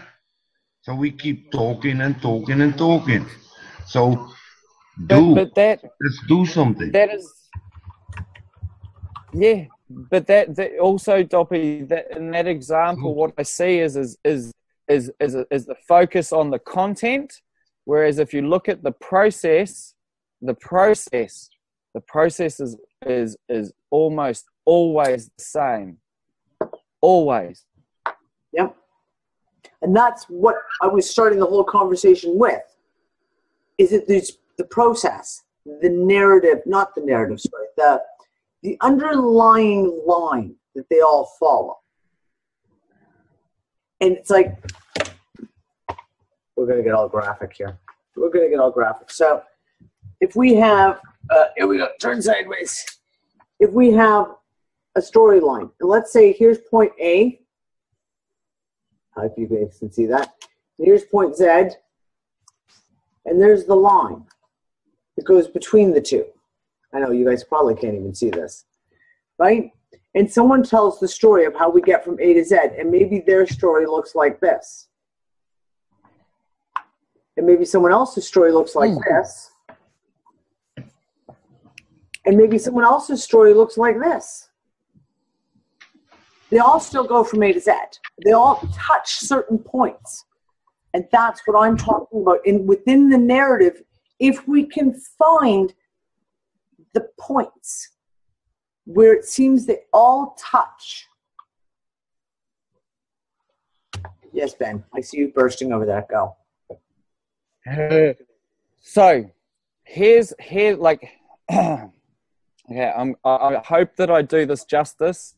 Joy's just put the link to the Nassim Haramein talk. It's quite long, but fuck me, it is wicked. It is wicked, wicked, wicked. But just try and fathom this. Now, there was a massive documentary that came out called What the Bleep. Yeah. A lot of us remember the thing, and it was about quantum physics, right? Now, can you remember what that movie was about? That movie was about consciousness having sway over outcomes, okay? Like an energetic interaction. Now, what Nassim and the experiment they used was the slot experiment, right? Where they shoot a particle at 2 slots. And what they came out from this, and this whole movie was based on, was, look, the observer, it holds sway over, you know, the universe. Look at this, da-da-da-da-da. And what Nassim Haramein instantly says is, he goes, it's fucking wrong, and I'll tell you why it's wrong. And he uses as an analogy, he goes, picture a speedboat driving through a lake. So the speedboat is the particle being shot at the slot. What's behind the particle? A wake. It is a particle and a fucking ripple at the same time, right? And the ripple passes through the other slot with the particle. It's got nothing to do with the observer. In fact, what it's actually got to do with is the fact that they made a machine to measure something, which created a tuning in the field to measure that thing. So a particle is and has a wave and is a particle all at the same time. So if you can picture 2 particles being dropped, or 2 stones being dropped into a river, you have the ripples, and they hit each other and they carry on. Some of them carry on and some of them reverberate out. And that is what's going on here. We're all particles. We all have particles, and they're finding this balance. But essentially, it's about defining, and literally from those statements that he said, he goes, that changes all of the quantum physics shit again, because it takes out the consciousness, like the observer, sorry, not the consciousness, the observer. And what his statement is that the universe, or space-time as he calls it, is and is always moving and countering for harmony. Always. And it's not the observer. He's like the universe. He uses the tree analogy. He goes, the tree, if it falls, the universe hears it. The universe doesn't care whether you're there or not. The tree's already fallen. The tree didn't fall because of you. It fell because of the field.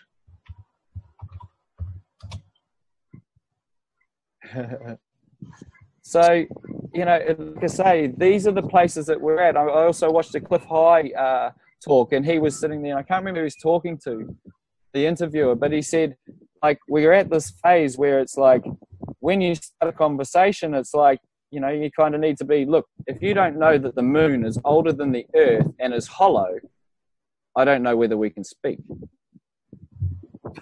Or where do you start? Because he's like, he basically said, he's like, these are all provable things. You know, the moon is 14 million or whatever, however many million years older than the earth. So it didn't come from the earth. So whereas there's a lot of people that think that's all normal, whereas it actually is one of the things that completely contradicts the entirety of physics.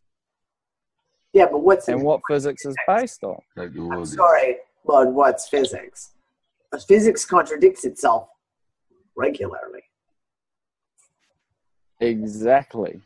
So, utilizing the current model of physics is not really somewhere where we can speak from.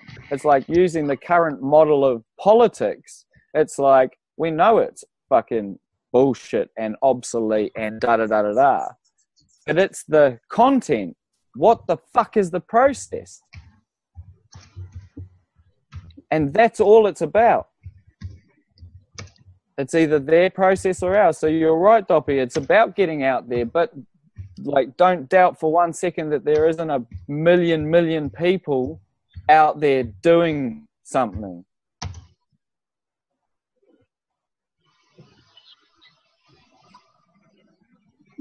Doppy can't hear. His internet, Doppy, your internet is fucking suckish at the moment tonight. I hate to tell you, dude.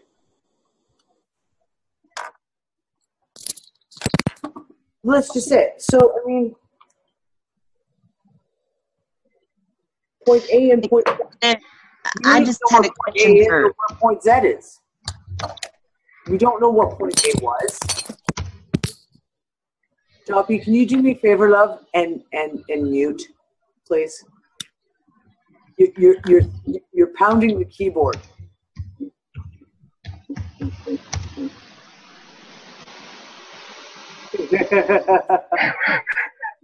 Hold on.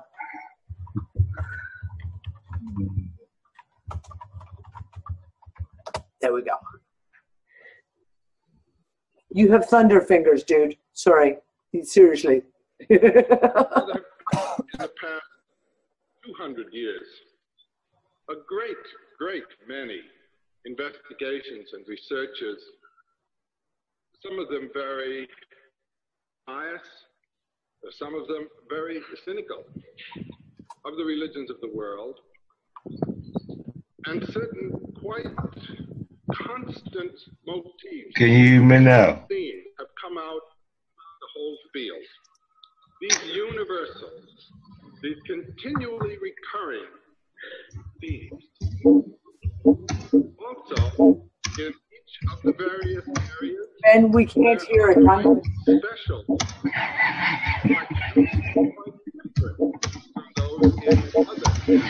John, do me a favor, mute. This isn't me. It's not you? You're not playing a video? Someone was just playing a video, and I'm pretty sure it was Nassim Nassim that I was hearing. That's too many observers are in the kitchen. Wait, I thought it was Ben playing a video. It wasn't Ben? I thought I heard but I heard one of those big digger dudes playing myself. Right, everyone's I'm and hearing different things. Awesome. I didn't think it sounded like Nassim. I thought it sounded like an American voice. I could hear it so faintly, like so faintly. Yeah. Oh well. Okay. Well, there we go. Yeah, that was funny. I do have the video that Ben mentioned. I've actually grabbed the link, so I will put this with the archive. I'll make sure I'll put the video in with the archive of it. I was just going to say something now. I've just been completely sidetracked.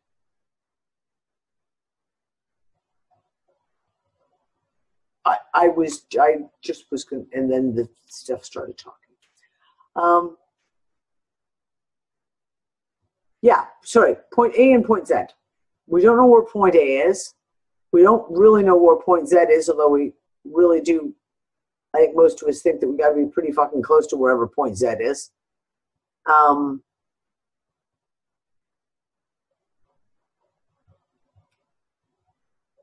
What are the pieces of the narratives that touch? What are the pieces of the narratives that have the commonalities? And does that equate to what I started to talk about right at, what feels like hours ago, with, like, for example, the physical symptoms, things that are going on within our lives, things that we're experiencing. Are those the indicators? Hey, Danny. Yes, darling. Hey, I heard Ben mention something about, what did he say? Oh, he brought up Yellow Rose for a minute.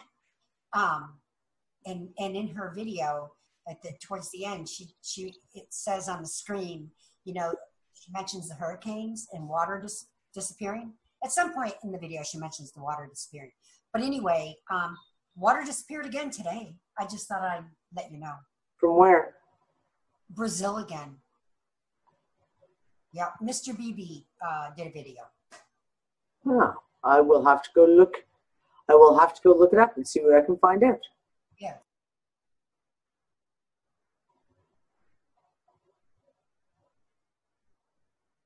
Yeah. So, I don't know, guys. Like I keep saying, no one actually has the answers. As far as I'm concerned, I don't think anyone has the answers. They have their stories they're telling, and their narratives to try and explain the journey, but each journey is different, and everyone has their own perspective of the journey, and everyone has their own experiences they bring to the journey. So, I don't know. It'd be a damn good question.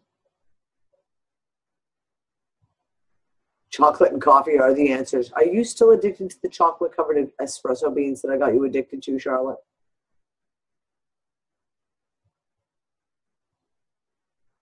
Shh.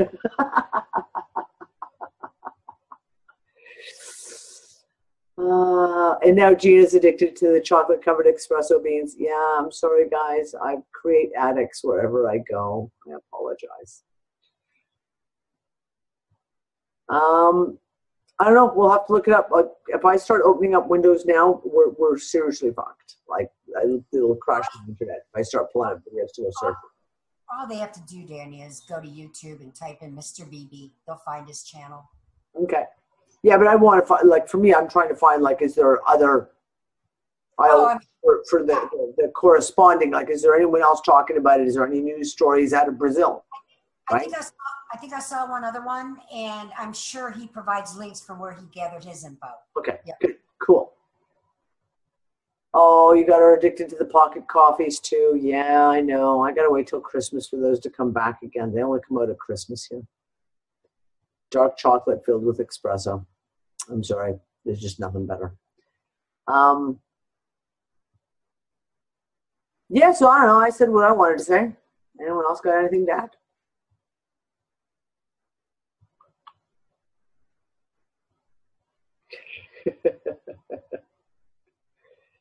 Okay, now everyone's talking about chocolate and espresso and coffees. There we go. Well, guys, I don't know. Like I said, it is what it is. We're all in the middle of this experience. And where it goes, I have no idea. I have no idea. I don't think anyone else does either, Billy. But yeah, we have our own biases. I have my own biases. I know I have my own biases. And I'm sure everyone else does too. The trick is knowing what your biases are and trying to keep that in balance when you're considering information.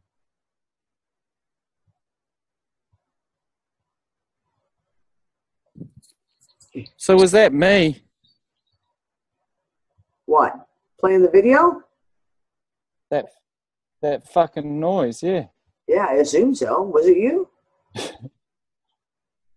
I don't know. I logged out, so if it stopped, it must have been. I don't know. I closed Zoom, I closed everything down. There was nothing playing anywhere. Well, you and Doppy. Oh, sweet, it wasn't me. You and Doppy actually left at the same time, Ben. Yeah, And right. Okay. I was like, oh. I wondered maybe. Well, no, because I closed Zoom and it was still playing on my computer. But there was nothing open, nothing playing anything, no media, nothing. So I don't know what that was. So I apologize. Your computer is. It was actually quite interesting, though. But tripping me out. Can you replay that so we can all hear it? Yeah, I don't know. Yeah. He doesn't even I know. don't even know what it was. Like, I don't even know what it was. I have no idea. Leilu doesn't want to talk to me.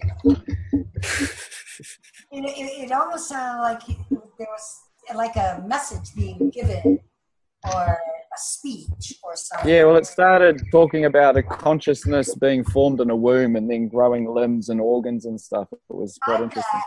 I bet it was coming from Doppy. Maybe. I don't bet, but maybe. And John, maybe John pulled the plug on both of you guys at the same time just because you guys couldn't get the sound. No, John didn't do it. Oh, okay. Yeah, no. I muted myself and then fucking got out of there because it was still playing after I got out of the Zoom, and it was like, whoa, where are you coming from? Hello, God, is that you? Anyway, sorry. Margaret. I digress. No, Joseph, that's what we're saying. We have no idea what the video was.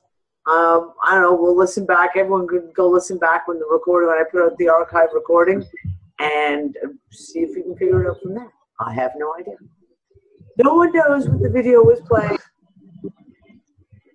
Ben's computer was just, taking over. Don't say stuff like that, D. There'll be like memes of like, oh, Ben's computer's infected with AI. It's like, no, it's a shit computer that does stuff when you dump it. Yeah, the map. I told you I still had it. Like I said, it's been folded up in suitcases and everything else, but I do have it. So what I'm going to try and do is flatten it out. Yeah, right. Get Moosh to scan it in on our scanner. Well, those JPEGs that I sent you should be fine. One of the maps that I sent you is actually a working map. So it's actually a working map. So the only way you can actually see it is by zooming in, because each one of those segments off of it is a file, and it's ready to be started loading up with data. Well, it just... information, basically. It doesn't have that ability. When I zoom in, the font's out of focus, and I can't do anything with it. Well, hang on a second. Let's see if I can do something right now. Yeah, pull it up on... I might be able to drop it into the chat. This is the map of the bioregional organization. It's basically the map that Ben has kind of put together or based on the work of, what's his name? I always forget his name, Ben. So, the guy Bill Mollison, hey, am I allowed to screen share? Yeah, go right ahead. So basically, yeah, it's a map that shows an organizational chart of how to put together a community, basically.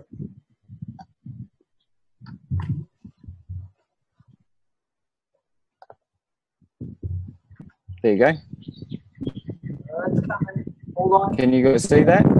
Just wait. It hasn't come through yet. Still have black screen over here. Can you guys see that? Yes, with a permaculture basis. There we go. You got it.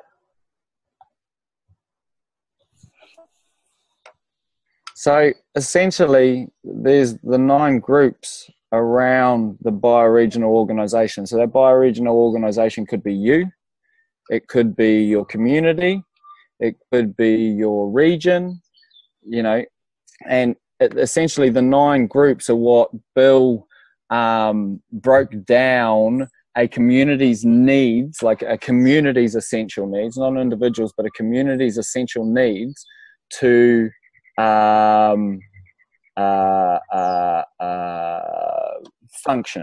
function nicely, safely.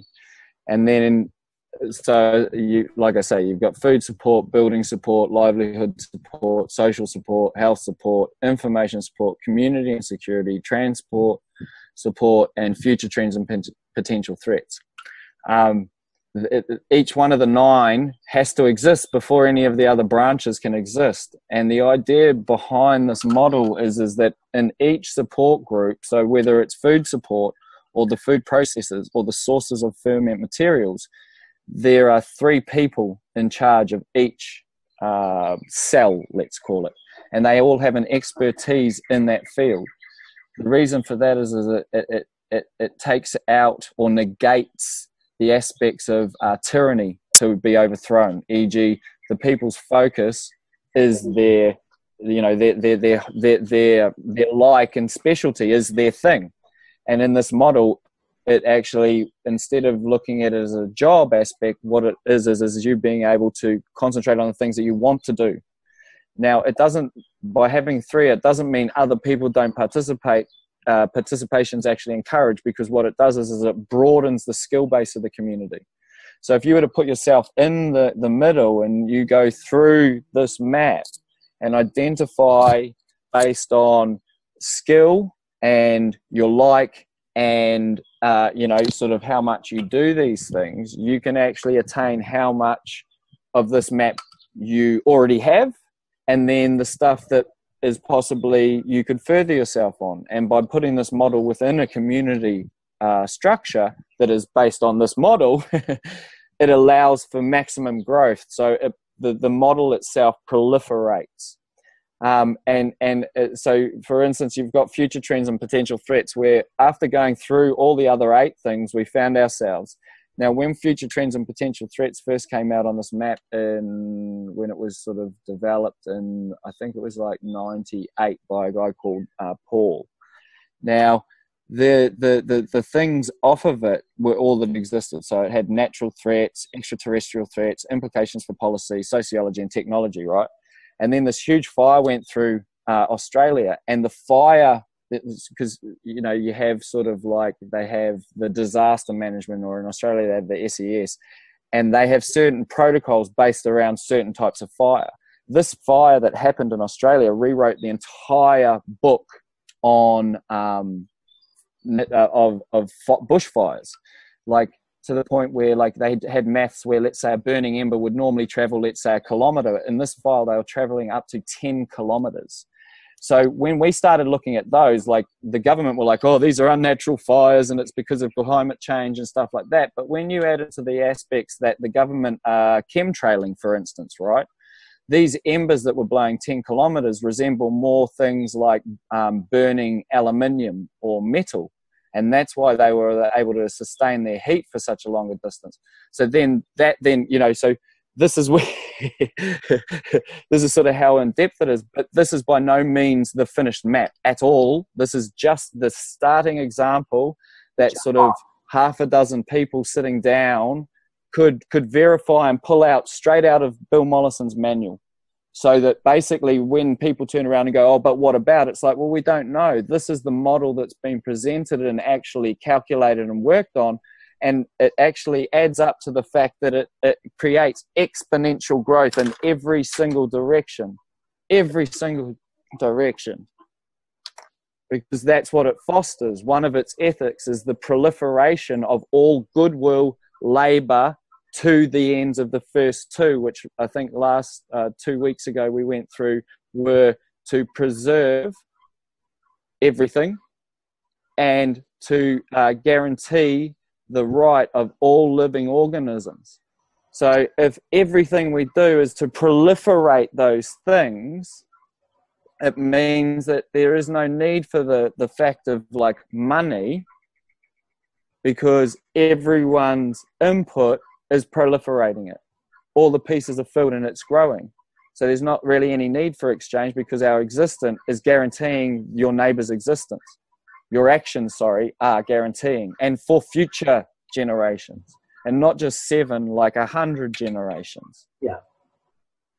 So yeah, anyway, that's the bioregional map. Yep. And it's all explained in the 14. Sorry? I said, and the next common unity show that we do, we'll go into a lot more detail on this. Yeah, I've kind of got a whole PowerPoint presentation on how we got to the map, which is all these dialogues basically that we've been having, which is essentially after going through all the fucking shit, we realized that there was a shitload of content, and the content was the distraction, and that there was a concurrent process. There's a concurrent process going through the system, and the system is what I call that legislative fucking governance Western model. That to me is the system, right? Then you have natural systems and natural law and stuff like that. But there is this concurrent process through the whole lot. Yeah. And it's that process that we should be all sort of coming to and focusing on. And like this map allows groups of people to be able to come together. And like I say, this is also what I was talking about with the Skillshare sort of database, is everyone can put themselves into this. Like if this map got turned into, like, let's say a membership style form, and each one of these questions were, do you have a specialty or in one of these fields, and you ticked it, and it was to then put you in, not to categorize you, but to show you the resource of that membership base and how much fields you had covered. And it's like a resource audit on what you have as a skill base, as a collective. And then you can look at what you need to possibly develop more on, or but it also gives you a basis for how to correlate the information. So it's not just like boom, boom, boom, boom, boom, boom, boom, boom, boom, like all the health stuff, for instance, wouldn't just go into health support. No. Health support would be like management protocols, database models, and all those sorts of things. Shush. Go find some togs in your room. Just a second. 5-year-olds. Everyone's saying hello. Buddy, go and look in your drawers. Go. Listen. No. Listen to me. Listen. In your room, you have a basket of clothes and drawers. Can you please go and look in those 2 spots for something that you can swim in? Yeah? Well done. Kapai. Hello. There you go. Yeah, so essentially, like I say, is like in your region or in your community, you can actually sit there and go, oh, look, we've got all this covered, but we're actually lacking in social support. So what could we do to address that? And as a community, you might have some people go, oh, fuck, I'm really keen to look at, community support models or psychology. And as a collective, like we've talked about, the collective can put some money together for someone to become more specialized in those fields so that you have those things covered. So, yeah. Yep. Yeah. There you go. That's the basic. That's the infamous levity map that Ben and I have been talking about, like, on shows for like fucking 2 fucking years. So that's it. I'm just glad that I found mine. It's crumpled up as it is. Thank God it's on vinyl. Like, it's printed on actually vinyl. Yeah. It would really, really be disastrous.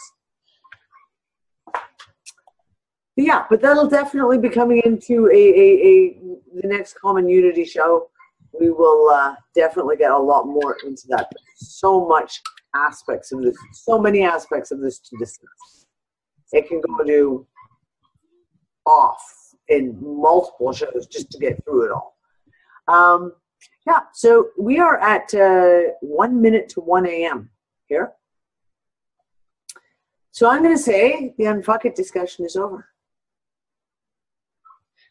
That's it. we're going to have to call it over because I got to go to bed soon. Sunday,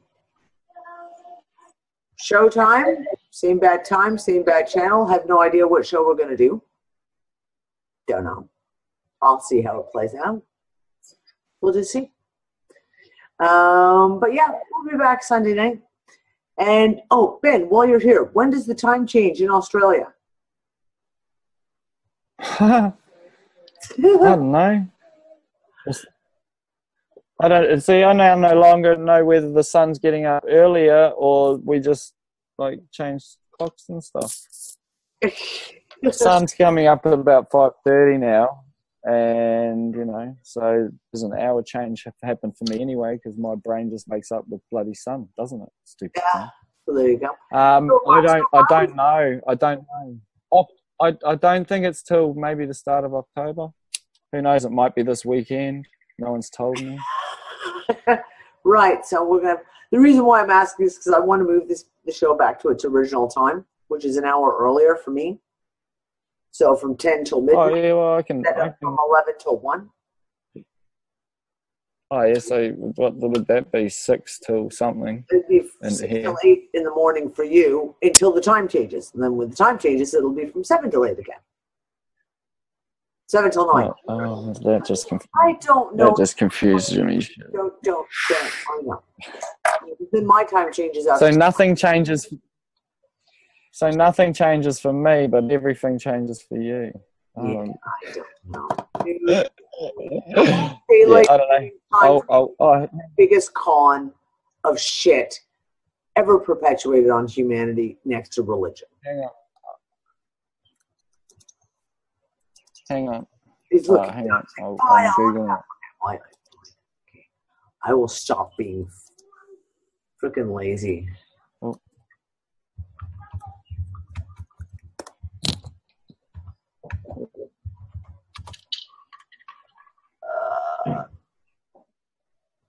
Come on, stupid internet. Changes for me October 29th. Oh, look at that. Oh, yeah, so yeah. That's really, really fucking funny. October 1st for you. Because the very first list, my time comes up in bold, and it says Daylight Savings Time 2017 in Australia. Thank you, Google AI, for listening in on our conversation and giving us exactly the answer we were looking for. See, it can be handy sometimes. Hang on. AI. Did you just verify that it's this weekend and that nobody? It is October 1st. You go jump forward an hour this weekend, October 1st, and nobody told you. You're right. Motherfuckers. And I work in hospitality. That would have worked out really bad for me. I would have turned up like 2 hours. I would have been like 2 hours early, which means I would have actually got to work at 5 o'clock in the morning. Woohoo! Well done. Thanks, Steve. There you go. Question sorted. So you jump forward. So if we were to move all of next week's shows up to that hour earlier, it would still be the same time for you, 7 a.m. Yes, that's cool. I don't even mind going earlier if you want. Like, I don't mind doing 6 a.m. Well, you will, because October 29th, my hour falls back an hour. And then it will be 6 Yeah, but you say that. But then our sun will get up frickin' earlier anyway, regardless of what the clock says, and my brain will fucking turn on. Okay, well, we'll sort it out. We'll figure it out. So if the sun starts coming up at 4:30, I'm fucked. You'll be going to bed at 7:30 at night. Yeah, something. Well, no, I won't, because it'll still be daylight. It won't get dark till 8:39. My days. Yeah, welcome to Australia. Curtains and a sleeping mask. Yeah, that doesn't work either. Yeah, I know. It really doesn't. I hear you. I've done soundproof room. Yeah. Anyway, it's all good. It's all good. Just more time to do shit, eh? Hey, Doppy, we'll get out there and smash it as soon as the sun gets up earlier and goes to bed later. There you go. There you go. Okay, guys, I'm going to call it the end for tonight's show. I think starting Sunday, we're going to go back to the original time, which is 10 Central Europe, 4 p.m. Eastern, 1 p.m. Pacific, and 6 a.m. Nope, it'll be 7 a.m. Sydney. There you go. So that's it, guys. I'll talk to you later. Bye. Ciao. Bye, Danny. And one small step